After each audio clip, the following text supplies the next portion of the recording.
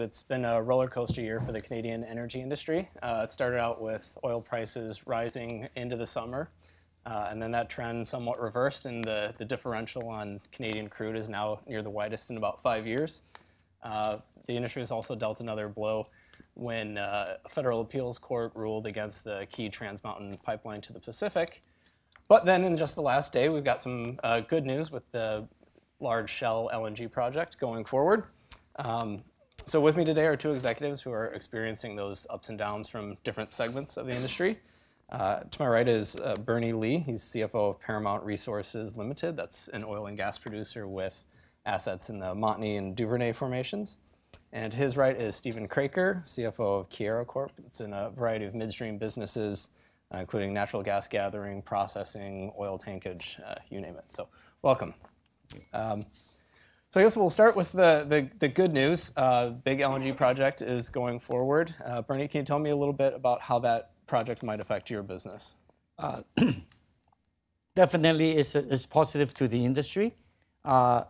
The only thing is that I just want to caution everybody, they are not, like based on what I have read, they are not coming on stream until middle of next decade. Mm-hmm. So there's still about 5 years or so to wait. Hopefully, this will give a spiritual boost to the gas industry.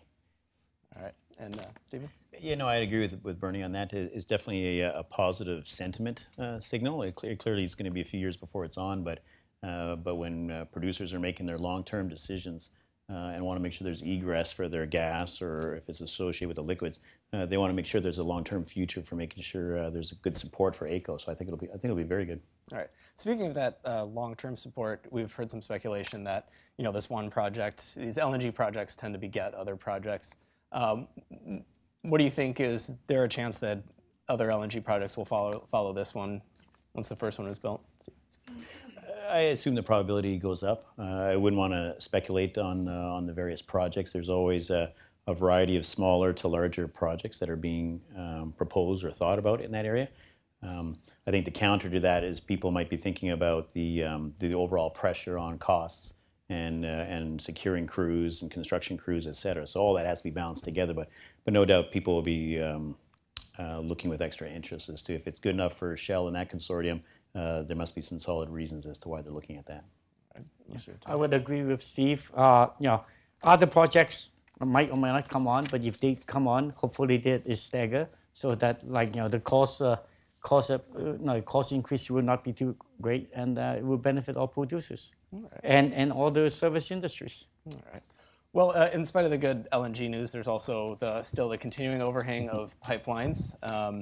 Trans Mountain is still sort of limping ahead. How do the current pipeline bottlenecks affect your business at the moment? Well, from a Keyera point of view, we're not directly in the transportation of oil, but we are a big participant on the condensate infrastructure in Alberta. And condensate is used to be that blending agent to help bitumen flow down the pipelines.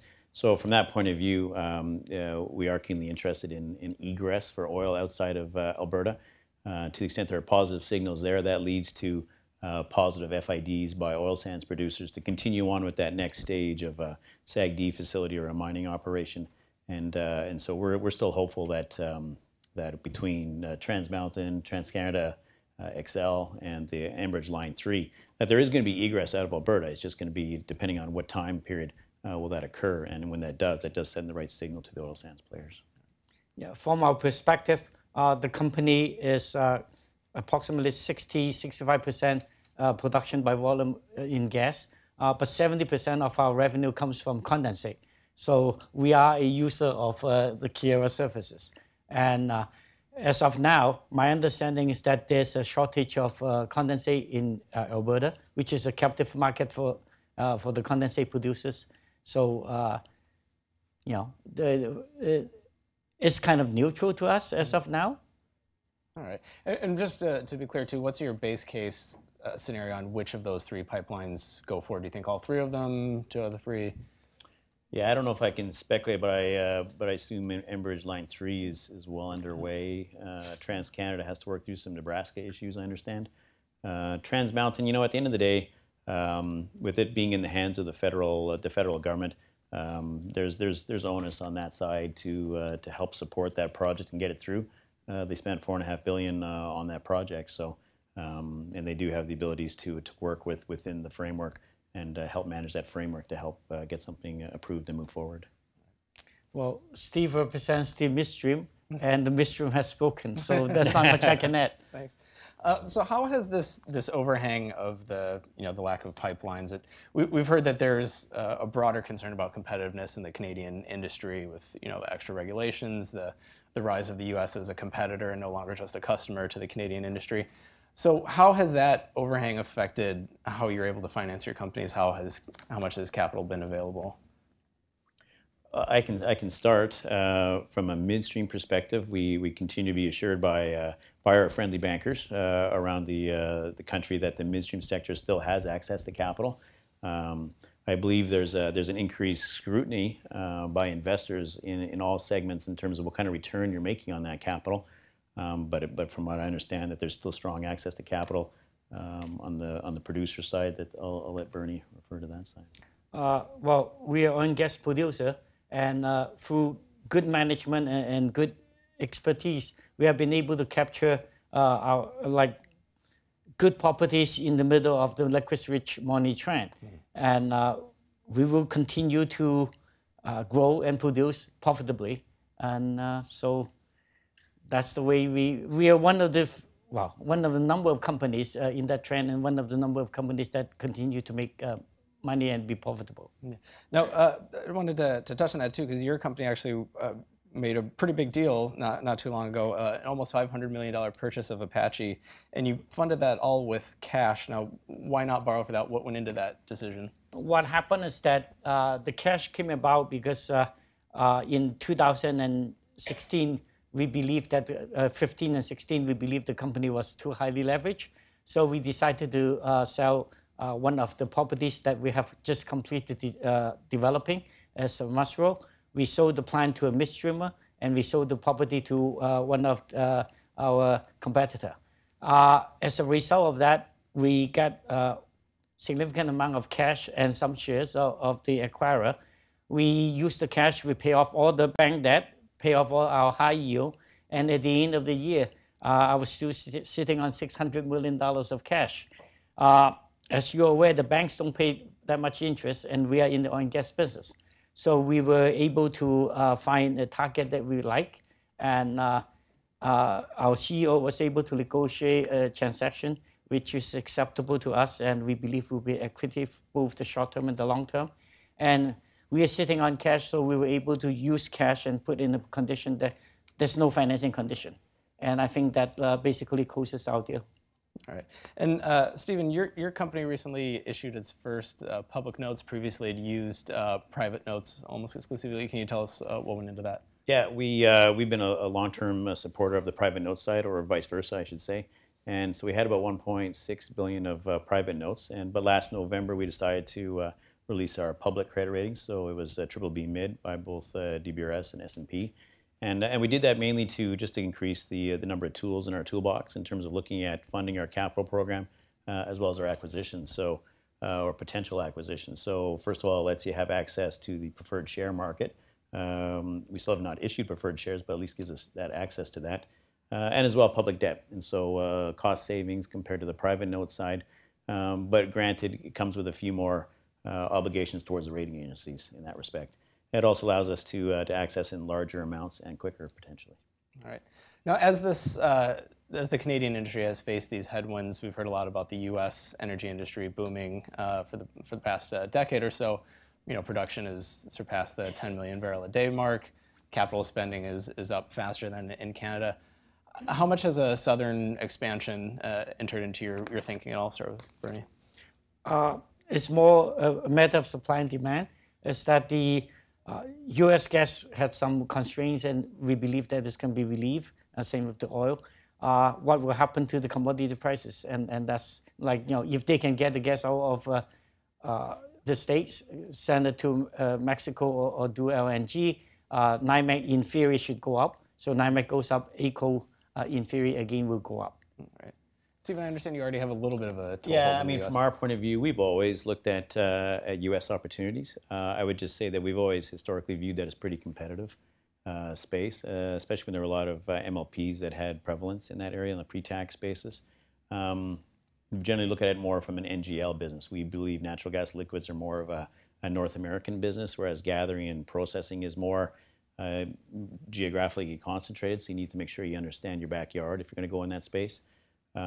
We just found historically that it's a harder space, but we do have a small terminal in Hull, Texas, and we recently announced in the spring an acquisition and a construction project in the Cushing, Oklahoma area. So more a bite-sized approach.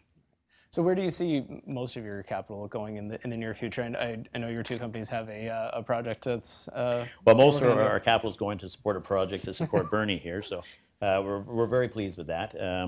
We had a multinational before who was the counterparty, but Bernie's team came in and decided to acquire that entity, which we were quite happy with because we know Paramount's a solid company in terms of focusing on Canadian operations, and we know that if they spent the money on that asset base, they're going to spend the money to drill it up, and so we're happy to work with them. So in our area, our growth profile really is in Northwest Alberta. It's looking at the liquids-rich Montney and Duvernay in Northwest Alberta. Montney's a beautiful play. It's very large, even compared to Marcellus and Permian and things like that.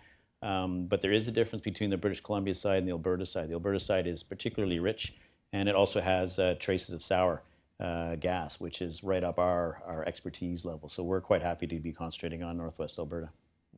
And Bernie, where's your... From Paramount's perspective, because of our high insider ownership, we have been able to take a longer view in the oil and gas business. And we are blessed with more projects than we can handle and finance. So we're trying to look at it and take a staggered approach and stagger our growth and try to use as much internally generated cash flow as possible. Having said that, there's a limit as to how much cash we can get before. So for 2018 and 2019, we will most likely outspend our internally generated cash flow.